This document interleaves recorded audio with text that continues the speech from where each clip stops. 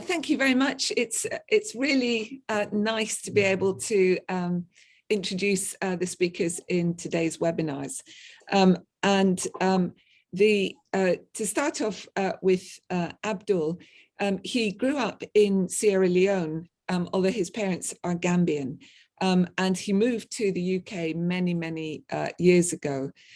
Actually, I first met him when my children were quite small, and he had organized a charity football match at what was then the NIMR and is now the CRIC. Abdul moved to the CRIC when it opened, and again, we interacted because he was incredibly helpful and supportive to young scientists, including my students and postdocs, who wanted to get into the new technology of single-cell RNA sequencing. Then Abdul moved to our unit in the Gambia, where it's again been my pleasure to interact with him. And he is now head of the Genomics core facility at our MRC unit in the Gambia. And this facility provides really cutting-edge equipment and knowledge and support for researchers undertaking whole genome sequencing and also targeted sequencing of pathogen and human DNA. The contribution of our unit to COVID research across in Gambia, and the contribution to training and upskilling African scientists on the continent, these are really important things. And so that's why it's a huge pleasure to introduce Abdul. Thank you so much, Fiona. I will share my screen, so we start with that. Are we good? Thank you so much. It's really a pleasure to be part of this webinar series, to do the last one of this year. So I'm going to talk about, it's really a good introduction from Fiona. I'm going to talk about the genomic platform at the MRC unit in Gambia at London School of Hygiene and Tropical Medicine, a long name, and why it's an asset, not just for the unit, but also for the region. My next slide, I can do. Okay, this is a little bit about my genomics story.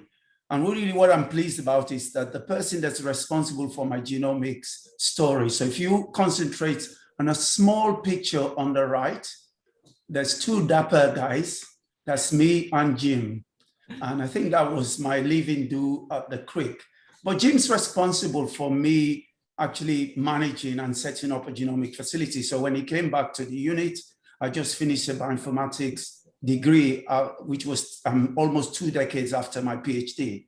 And he wanted to set up a genomic facility.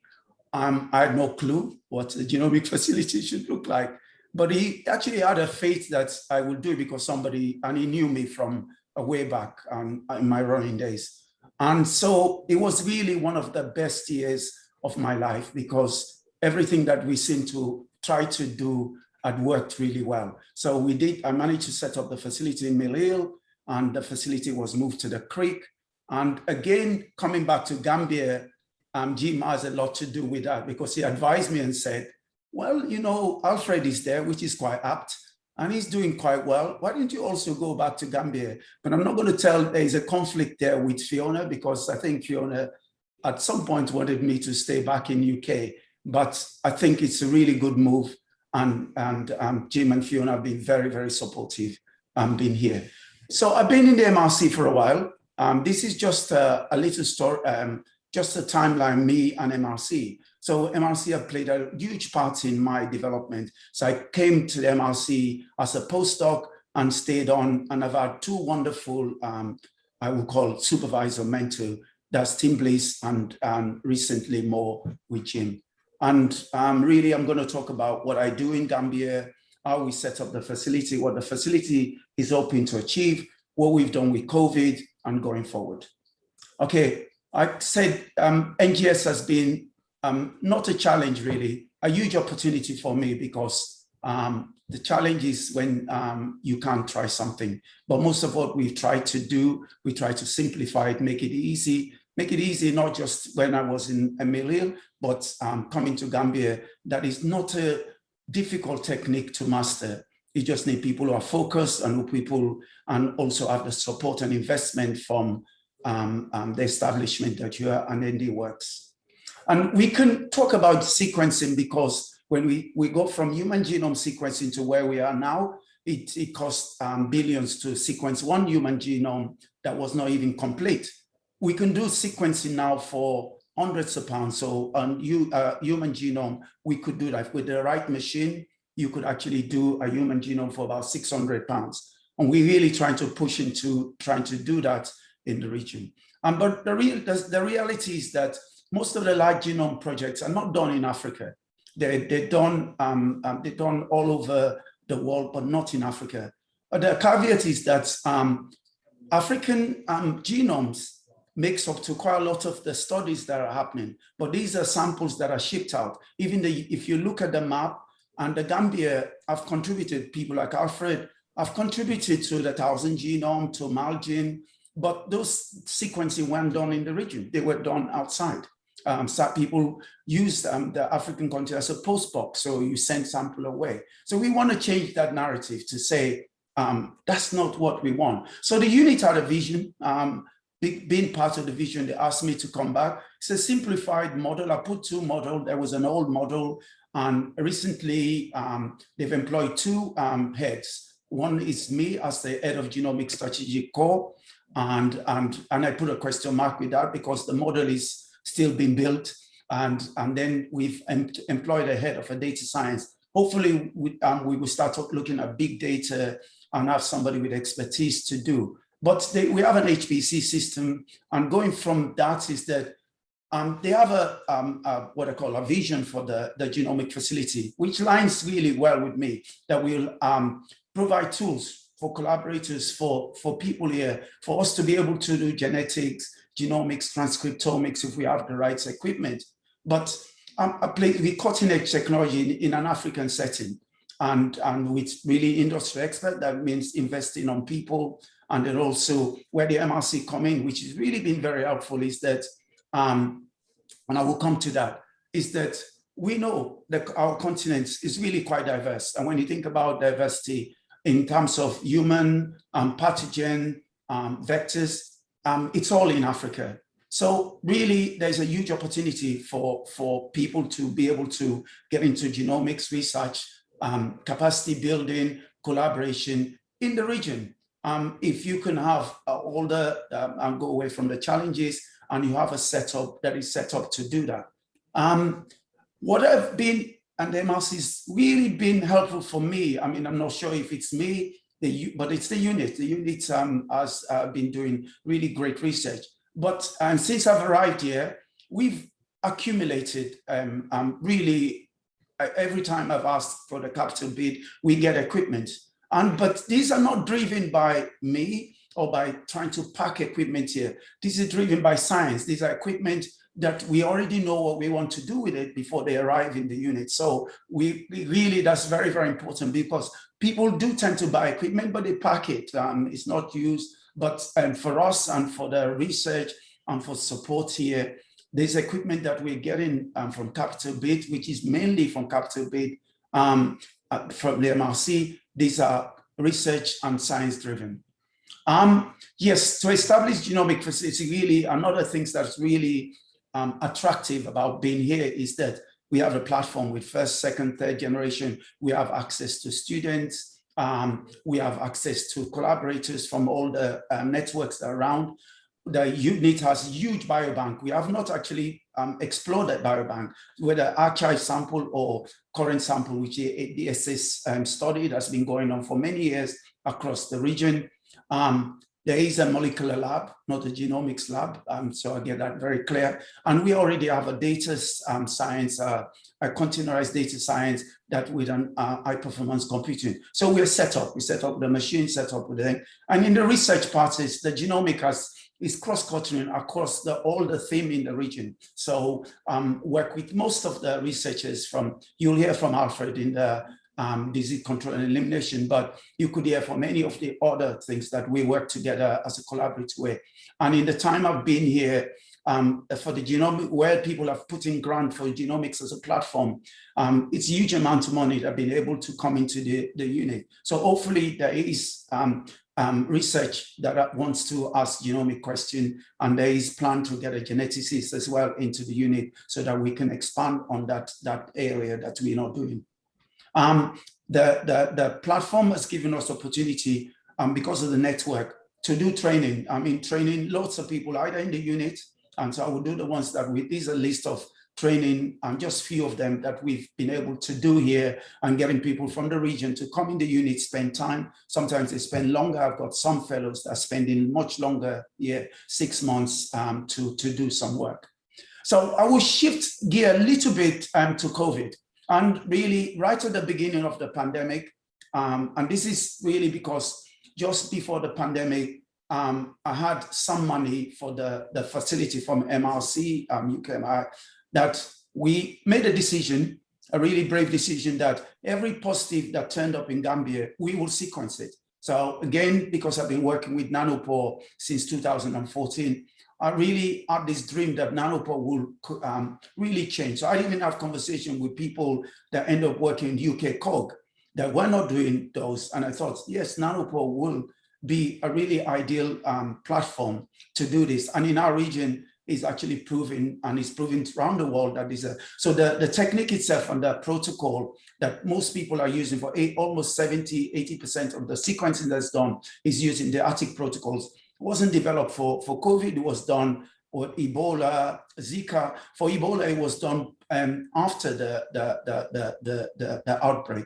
So they were looking at studies, but it was done with Zika and MERS going forward, and it's transformed what we do with COVID. And it's a really simple workflow. You do extract samples that are done for detection.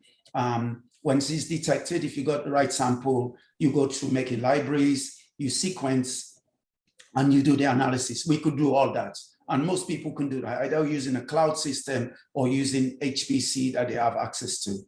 And we, it was slow, but when the first case of COVID-19 was detected in Gambia, that sample we sequenced in different platforms. So we actually sequenced the same individual as they were recovering. So we had several samples of that. And really what is interesting as well is that we sequenced another case in the same time where the person traveled, and we showed that later on, which genome sequence is really quite important. We showed that somebody that traveled in the same plane together, they had a different genotype of the COVID that you could see. So we could actually follow where where the person comes from, and you could follow when the COVID was first imported into the country. So really worked really well. And we've been trying to do that, that we attempt to sequence every positive in Gambia. Most of it is not successful because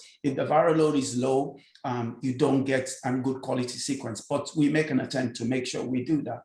And this is just a quick map to show that we were able to show that when the first case of COVID was in the country, and now that moves the first peak of the pandemic in Gambia, we showed that in fact when the Alpha variant was also imported into Gambia, and also when the Delta variant was also imported in Gambia, the first case, we were able to show that we do that. We haven't seen Omicron yet, but it's only time. So there is a slight delay in terms of when it's in Europe or in Gambia or where in somewhere else when it gets introduced to our continent. So that's really in terms of COVID. And really, this is a good slide because what it shows that is that the really big bit of the pie shows that most of the sample that I sequence, they're not research sample. They come from the Gambian government, what the Gambian collect. So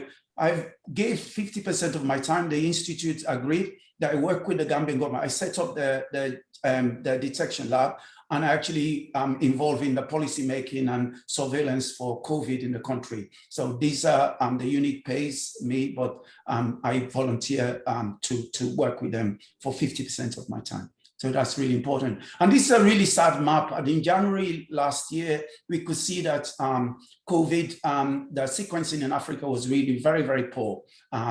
We were doing okay. We were sequencing 10%, more than 10% of genome. We were submitted GSA, but the other countries weren't doing that. Other narratives about saying, yes, everybody can do sequencing, just to make sure that we get that very clear, that everybody else can do sequencing. So I got some money again from MRC to do really basically that. So I have been traveling around to the horror of my wife.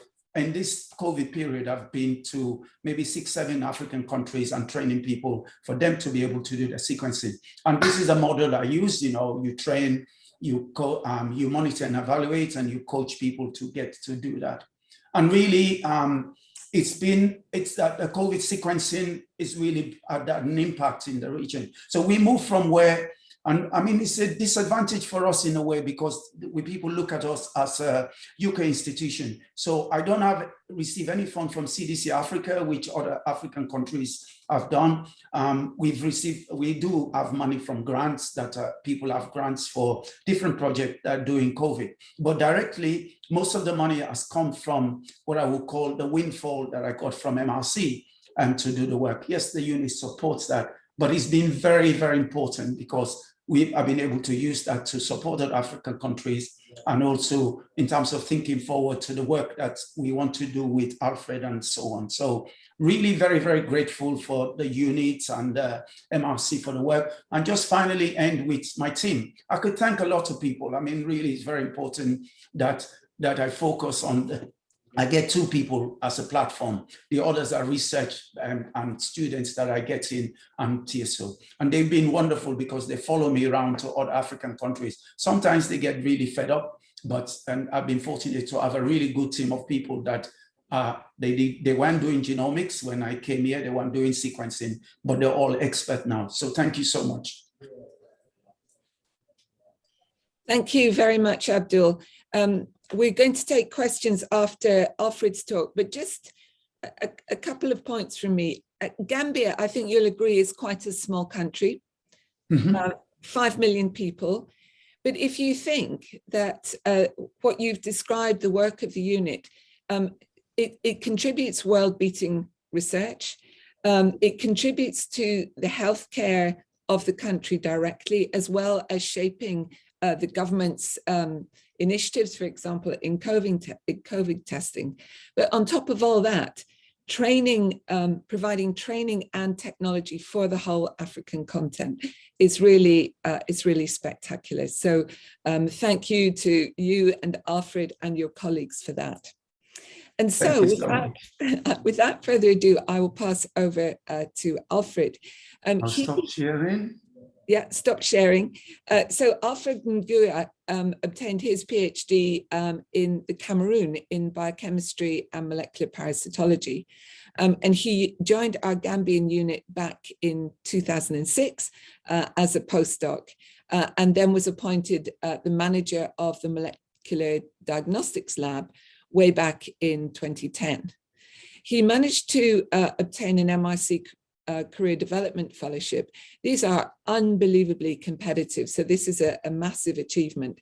And I'm pleased to say that he is now an MRC investigator. This is a title that we conferred last year, and really recognizes the spectacular quality of our scientists.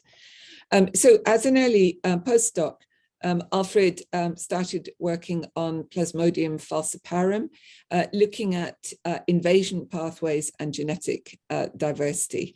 And he has carried on in his career, getting interested in population genomics for malaria, and looking at how drug resistance emerges. He leads the malaria population biology group with several projects, including one which is highly important for the whole continent, the Pan-African Malaria Genomic Epidemiology Network. And again, Alfred really shows how fantastic science combined with leadership for the African continent is reaping many rewards. So Alfred, it's a real privilege and pleasure to introduce you to. Thank you very much, Fiona, for that very great introduction. I'll now share my screen. Just to indicate that my talk is mostly going to be on malaria, as Fiona has indicated. So since joining the unit, most of my work has been on malaria. I've moved from cell biology, mostly population genomics. And what we are hoping to do now is to use population genetics to unravel the evolution of the parasite to have the malaria control programs, not only in the Gambia, but across the continent and the sub-regions to innovate in their approaches for intervening against malaria. So it's been great really having the platform for genomics here at MRC, because that has really changed a lot of things. Again, our work in malaria, as I said, comes with several challenges. I think the first challenge we face is the fact that malaria is not a homogeneous disease. It is heterogeneous on several aspects. The transmission of the disease does vary across the continent. There is high intensity in some regions in West Africa, for example. You can see here in Mali and Burkina Faso. It's a bit low in Gambia. It's high in Cameroon and the Congos, and in Eastern Africa in Mozambique, it's quite high. Now, the human populations that are affected by the disease as well are different. There are several different ethnic groups that are across Africa. We know Africa for its diversity in the population. And this diversity comes with a background of differences in the way people react to the parasite, as well as the way they react to the interventions that are being implemented. And more, we're finding out that the parasite populations we have are also differing between different regions across the continent. I'm going to show you a little bit of that, which we are inferring from the genetic data that we generate from parasites collected across the continent. And these parasites are transmitted by mosquito, different species of the mosquito. And within species, we're having genetic differences as well. So there is this heterogeneity in malaria that exists across the continent. Now here at MRC, there are several projects that I'm interacting with that are using genomic data to better understand the epidemiology of malaria, to better understand the outcomes of clinical trials and interventions against the vector for malaria, like the mosquito species, for example. So there are fellowships supporting not only me, but supporting some of the postdocs that work with me and some of the PhD students and MSc students. And there are projects like the PAMGen, like the Genomic Surveillance Project, and as well as capacity development initiatives, some of them led by the African Academy of Science, and some of them funded directly by the World Bank, that allow us to develop capacity for genomics of malaria and of other pathogens across the continent. Now, in my group, beyond just doing the collaborative work and trying to develop capacity, we've kind of grouped our research with genetic data into three different kind of themes. One is looking at genetic epidemiology, which is just describing diversity of the pathogen across the continent, in Gambia and across the continent. And the second, looking at human factors that may be driving differences in susceptibility to disease and outcome of infections. And thirdly, of course, looking at the vector. The second aspect is driven more by curiosity, but it's also important because it's looking at the evolution of the parasites. And we focus on drug sensitivity because the current drugs are combinations, and they are combinations because resistance had emerged to almost all the other drugs that have been used against malaria previously. And there's also the presence of other species of malaria parasites in Africa that have previously not been important, considered not to be important. For example, Plasmodium vivax. We're now seeing significant infections of Plasmodium vivax in African populations that actually are not previously considered to be populations that are susceptible to this infection. So we're using genomics to describe some of these populations. And lastly, of interest, of course, is how malaria parasite is transmitted and how populations that have infections are connected with each other. And we are increasing the resolution of doing transmission studies using the genetic data. Now, the reason why we're able to do these are because the platforms that have been set at MRC are definitely excellent. I mean, I count on the malaria platform because that's what I've been using, and that's where I've been working for over the last 15 years. I mean, they help us with the diagnosis, they help us with molecular resolution for diagnosis, they help us with facilities for doing parasite culture. But again, importantly, we have the biobank that has samples, as Abdul has mentioned, from various projects as far back as the 1960s. And we are now being able to look at the evolution of the parasites from for a long period of time, sequencing parasites from 1960s to current date. And of course, we have now the genomics platform and the molecular biology labs that helps us to do diagnosis, increase our throughput, and generate data. Now, it's been a blessing for us now to have the high performance computing platform, which we started with a couple of servers that I got from the Deltas project. And thankfully, the MRC bought into this program, and we've now developed the High Performance Computing Center that allows us to do analysis not only for data that we generate in the Gambia, but data from across the continent, and even do models and simulations. Now, I will start by talking to you about the Gambia, malaria parasites in the Gambia, and what the genetic data has been able to do for us. We've generated about 1,000 sequences across the Gambia, and what this data is, we're using this data for in the first instance, is to do what we call microstratification of malaria transmission across the Gambia. We're seeing from east to west, increase in transmission and increase in genetic diversity of the parasite. And this is the information that we're feeding to the malaria control program. Very specifically, when we talk of drug resistance, for example, we can show the malaria control program that there is resistance to some of the drugs that are used in combination for seasonal malaria chemoprevention in children.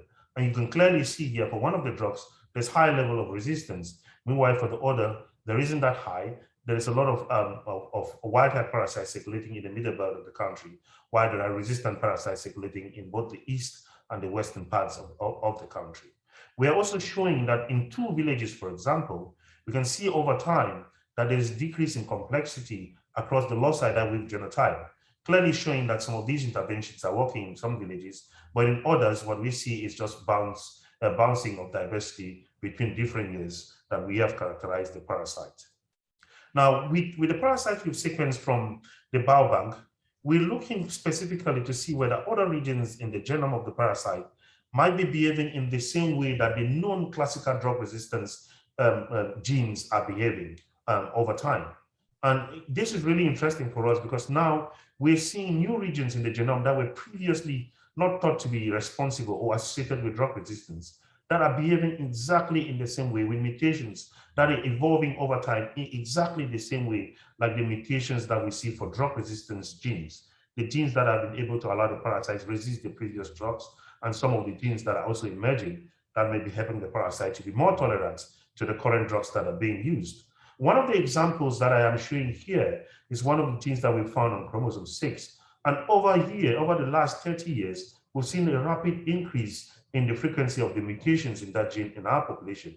And this mirrors the increase in resistance to the drugs that were being used in the Gambia previously, and some of the drugs that are being used for prevention in children and prevention in mothers. We're doing further characterization of these genes, modeling the structure, thanks to the computer that we have, the High Performance Computer Center that we have.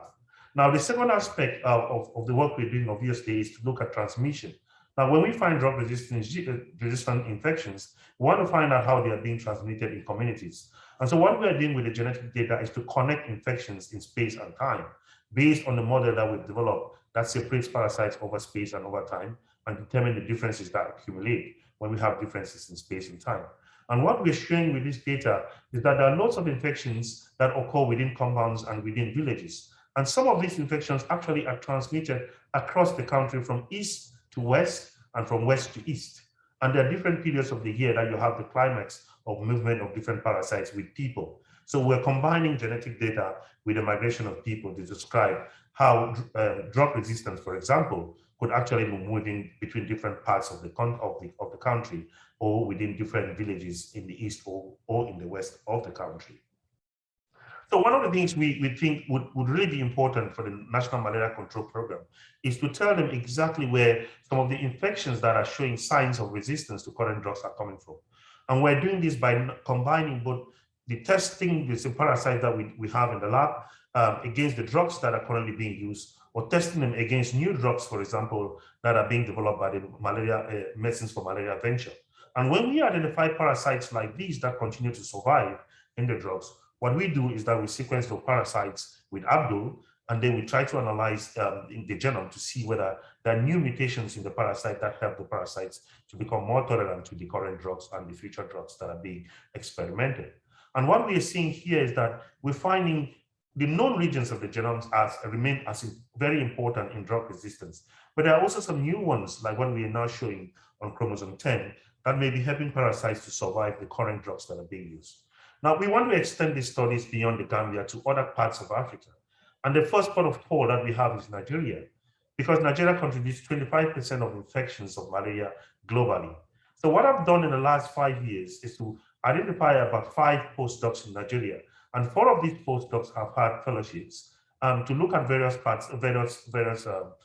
research questions related to malaria. There is NEU looking at non-falciparum malaria from Nigeria.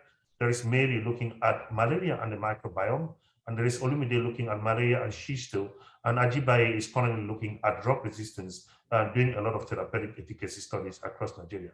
Across all these studies, we've collected about 1,200 specimens from clinical infections in Nigeria, and these are currently being sequenced. And when we complete these sequences, we probably will be able to understand the genetic diversity better of malaria better in Nigeria, as well as relate this diversity to the responses of the various infected individuals or the various parasite populations to drugs. So Nigeria is just one stop of our collaboration. Our collaboration extends across West Africa, facilitated by the platform that we call the West African platform.